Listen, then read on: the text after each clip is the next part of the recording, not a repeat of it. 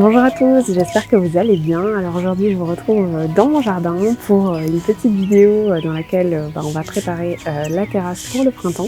Ça faisait un petit moment que j'avais hâte de pouvoir replanter certaines choses, de me réoccuper de l'extérieur, mais le temps ne le permettait pas.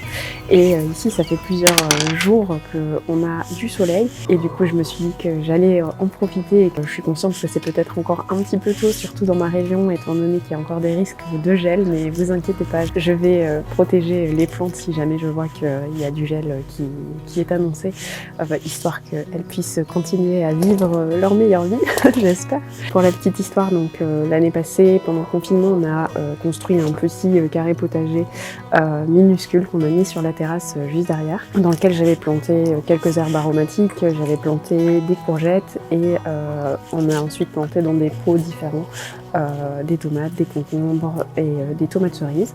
Et j'avais adoré l'expérience, c'était hyper enrichissant et puis de pouvoir voir les plantes, comment elles grandissaient, comment elles poussaient, en apprendre davantage. Et puis encore plus chouette quand on a pu manger ce qu'on avait produit. Et donc je me suis dit que cette année, j'espère que vous n'entendrez pas trop, des petites poules, elles sont en train de râler à côté. Du coup, je disais que cette année, j'avais envie de reproduire l'expérience et de faire ça en plus grand.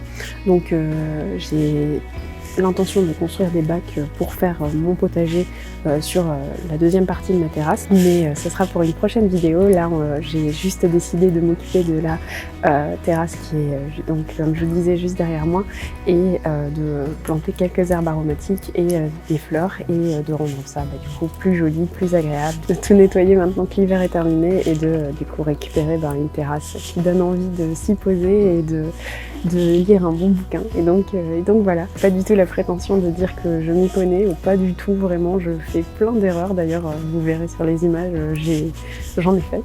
Mais voilà, le but, c'est de partager ça avec vous, de vous montrer aussi que c'est possible, sans avoir une grande surface de jardin, de quand même récolter certaines choses qu'on produit soi-même. Et puis peut-être que ça vous inspirera à commencer aussi de votre côté, que peut-être vous pensiez ne pas avoir assez de surface pour pouvoir cultiver vos herbes aromatiques ou même vos légumes. Voilà, j'ai envie de vous prouver le contraire. J'espère que ça vous plaira. D'ailleurs, n'hésitez pas, si vous avez des conseils, des astuces, des livres, des sites à me conseiller pour que j'apprenne d'autres choses et que je fasse de bonnes récoltes cette année et que je fasse le moins de bêtises possible surtout. N'hésitez pas à me le dire du coup en commentaire. Moi, je vais vous laisser du coup avec les images et je vous retrouve en voix off. Et je vous dis déjà à très bientôt pour une prochaine vidéo et je vous fais une tonne de bisous. Donc j'ai commencé par vous montrer la terrasse avant les changements pour que vous ayez un petit avant-après, et à part la ciboulette qui est revenue d'elle-même et du persil que j'ai tenté de sauver, il n'y a pas grand chose de vert et de fleuri pour égayer tout ça. J'ai donc commencé par nettoyer mon appui de fenêtre et mes vitres.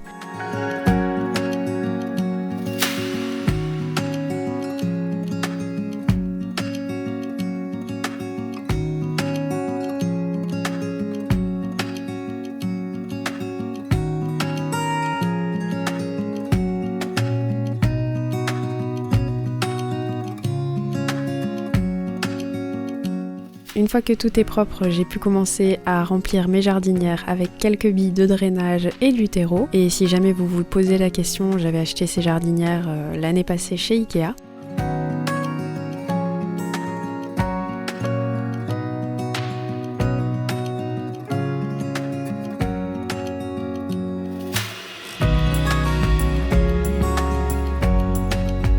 J'ai ensuite pu planter mes fleurs et j'avoue que je ne connais pas du tout la variété de fleurs que j'ai choisie, mais je les trouvais jolies donc je les ai prises.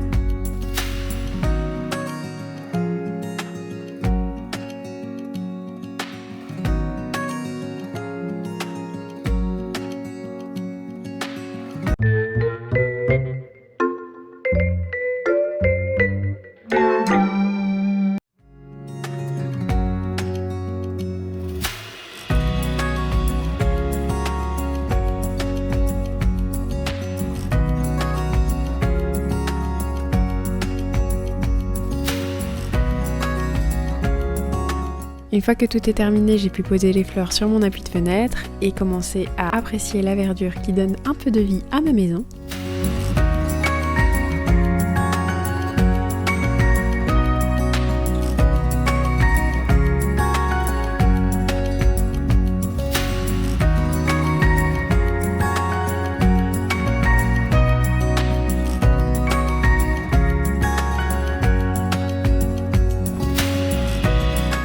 Je me suis ensuite attaquée à mon petit carré potager, donc j'ai d'abord vidé les gravats et les cailloux qui étaient tombés dedans à cause des travaux. J'ai retravaillé un peu la terre et j'ai rajouté du terreau.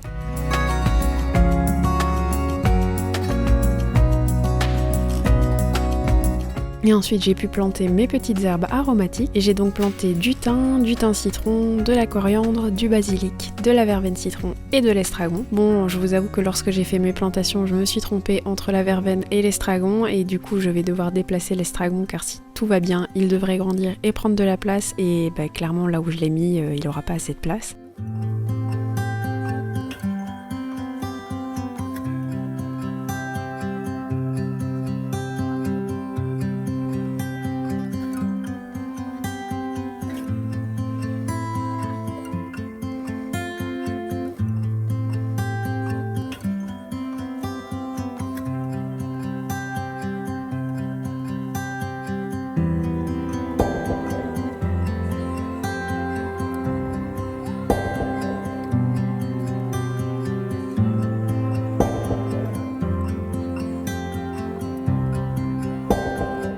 J'ai ensuite préparé de jolies étiquettes pour me souvenir de ce que j'ai planté, même si je vous avoue je ne pense pas l'oublier, et c'est terminé pour le carré potager.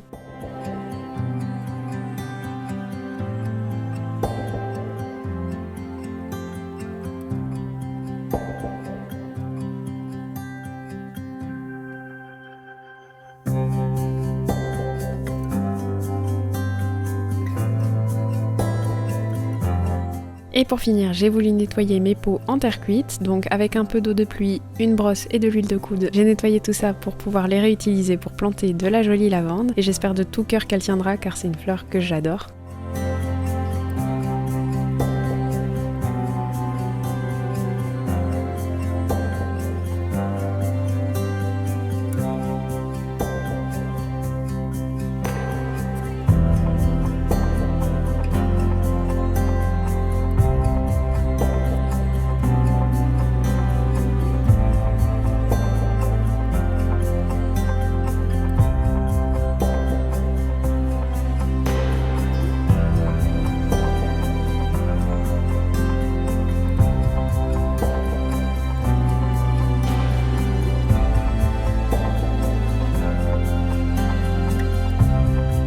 Et après avoir nettoyé mes bêtises, voilà le travail. Un joli bout de terrasse qui reprend tout doucement vie et qui donne envie de s'y installer, de profiter du soleil et de la nature.